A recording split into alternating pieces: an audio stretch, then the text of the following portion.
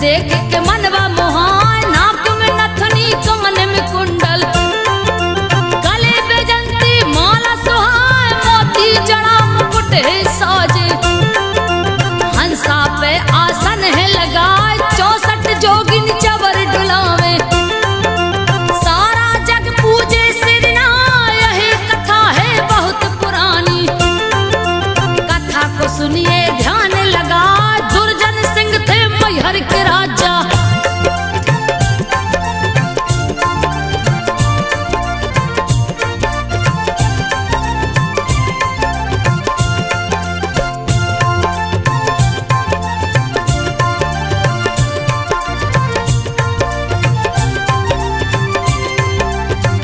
दुर्जन सिंह थे मैहर के राजा, यही इतिहास रहो बतलान, उन्हीं के राज्य में एक था ग्वाला, गैया चराने जंगल जाए, बहुत भयानक था वह जंगल, दिन में रात रहा दिखलाए, एक दिन उस ग्वाले ने देखा, गाँव बीच एक दूजा गाय, जिसका रंग सुनहरा दिखता, ग्वाला कछु समझ नहीं पाए, दूसरे दिन जब जंगल आया, फिर वही गैया गई दिखाए, गैयों के संग चरने लगी है,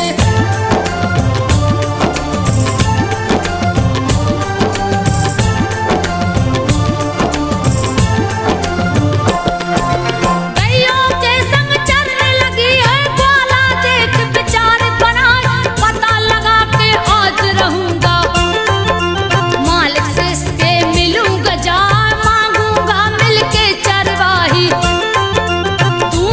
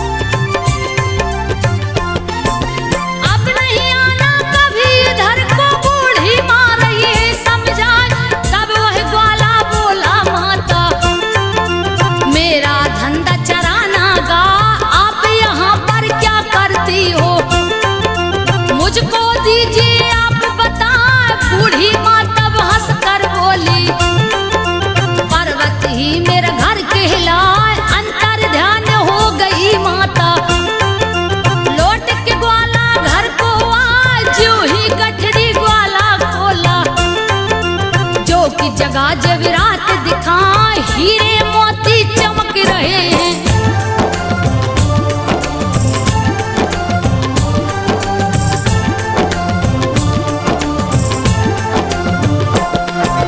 हीरे मोती चमक रहे थे, ग्वाला देख गया घबरा, मन में सोचा सुबह होते ही राजा साहब को दूं बतला, कह दूंगा मैं सारी कहानी। होत सुबह को ग्वाला जाए, जा पहुंचा है राजमहल में, दिया है सारा हाल सुना उस ग्वाले की सुन के कहानी। राजा महल में सोने को जाए, रात में उनको सपना आया, बुढ़िया माँ वही गई दिखा जैसे कि ग्वाला ने बतलाया।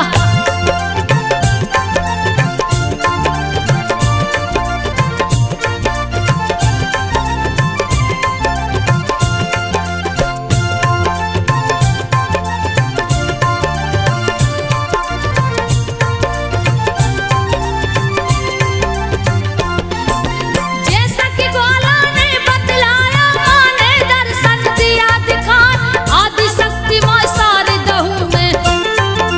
सुन लो राजन ध्यान लगा, जहाँ पहाड़ी पे रहती हूँ वहीं पे दे मढ़िया बनवाए, भक्तों के लिए रास्ता बना दो, पूजा मेरा दो करवाए, मेरे दर्शन से पूरे मनोरथ।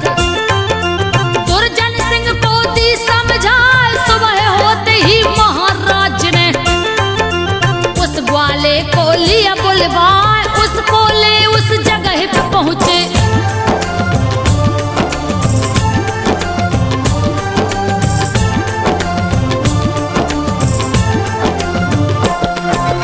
उसको ले उस जगह पे पहुंचे, जहाँ पे सिला रही दिखलाए।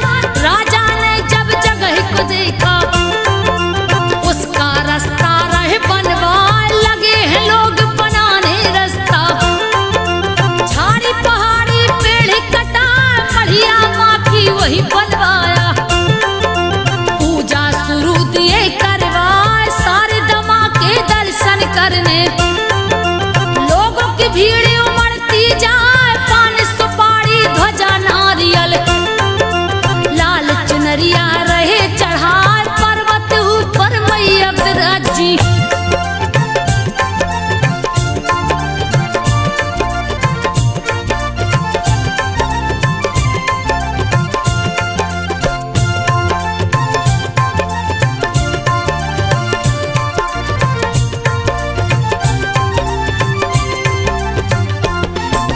पर्वत ऊपर मैया विराजी, जंगल चारों ओर दिखाए, आल्हा तलैया आल्हा अखाड़ा, आल्हा जहाँ रियाज को आए, परम भक्त था माँ शारद का।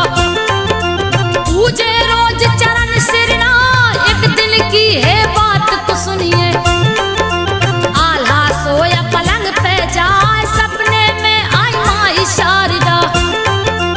आल्हा देख गया चकराए, नींद से आल्हा जब जगा है, सारे दमा को सामने पाए, आल्हा से माँ शारदा बोली।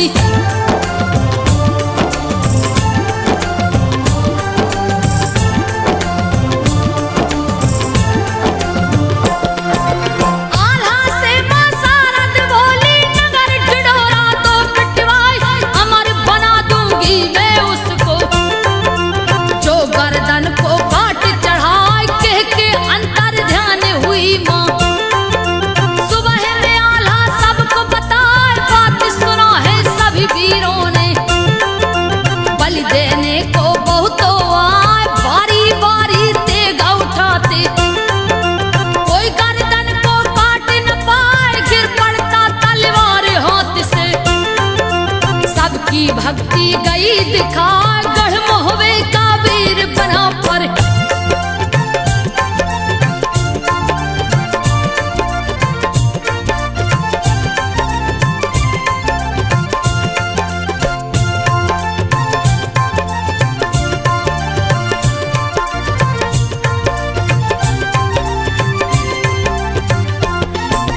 गढ़ मोहवे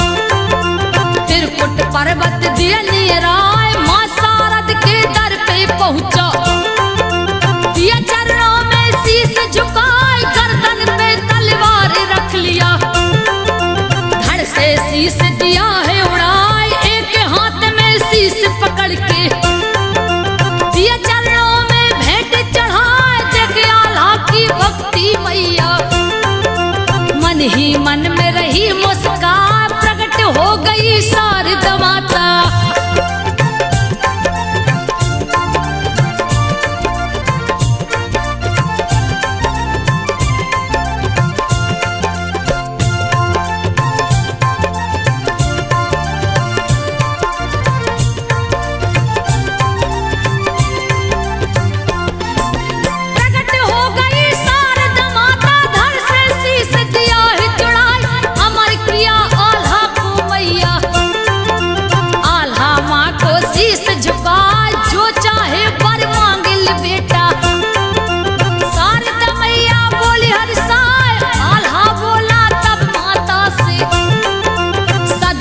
पूजा करू सिरना और कछु ना दीजिए माता, आल्हा की भक्ति कहीं न जाए, जग जननी जगदम्बे अम्बे, शारदा माँ का रूप कहा, माँ शारद से आल्हा बोला,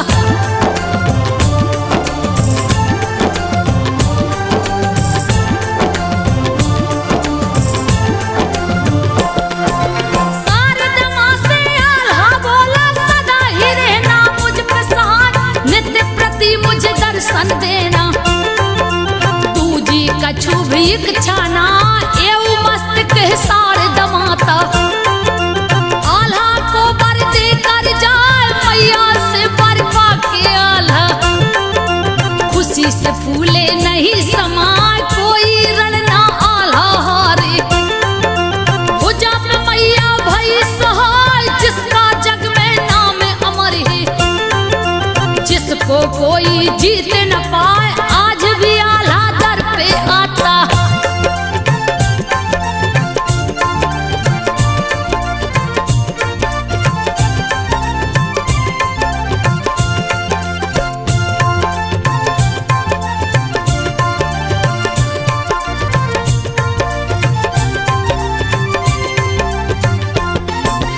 आज भी आल्हा दर पे आता, पहला फूल वो देता चढ़ाए, सारा जग है जान कहानी, शक्ति मैया देती बढ़ा, को नहीं जानत माँ की महिमा, कीर्ति गावत जग थक जाए, बीड़ा पुस्तक धारण करती, सरस्वती मैया जो कहलाए, हंस वाहिनी विद्या दान की, ब्रह्मचारिणी तू ही कहा, कुमारी भुवनेश्वरी माता, सारा जग पूजे सिरनाय, परम पूज्य परमेश्वरी माता।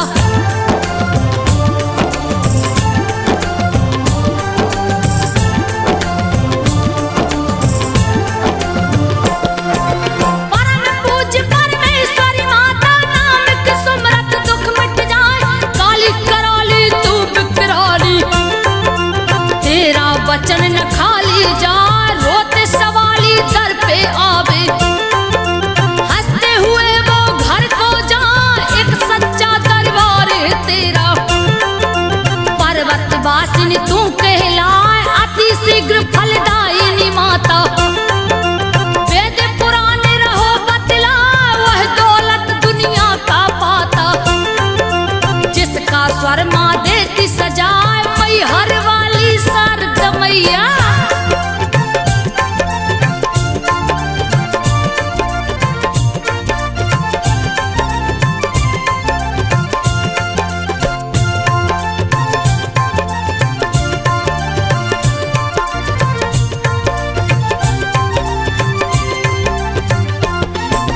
मैहर वाली शारदा मैया, सबकी बिगड़ी बात बनाए, अमर गुफा है मंदिर के नीचे, गुफा अति प्राचीन दिखाए, दीप है जिसमें सदैव जलता, जिसको कोई देख न पाए, आल्हा तालाब और आल्हा अखाड़ा, मैहर नगर की शोभा बढ़ाए, माँ का दर्शन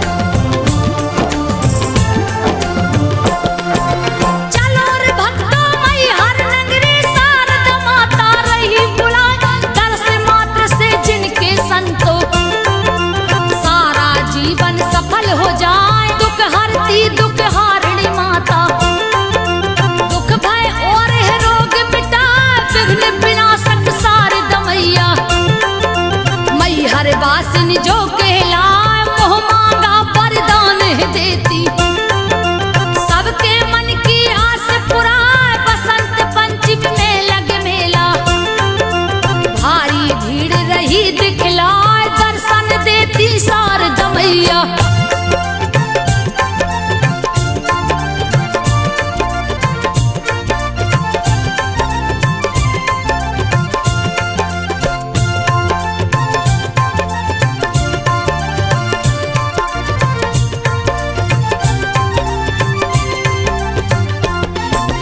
दर्शन देती शारदा मैया, कितने भक्त लिए अजमाए। आल्हा उदल मचला इंदल, सबको मैया गई दिखाए। इसकी महिमा कौन बखाने, जिनके हाथों जग रचाए। सती के संग जहाँ शिव है विराजे, सिद्ध शक्ति पीठ धाम कहा है। बाई और शारद मैया के, नर से भगवत रहे दिखाए। जहाँ विराजे माँ जगदम्बे, चलो रे भक्तों दर्शन पाए। सब कुछ देती शारदा माता,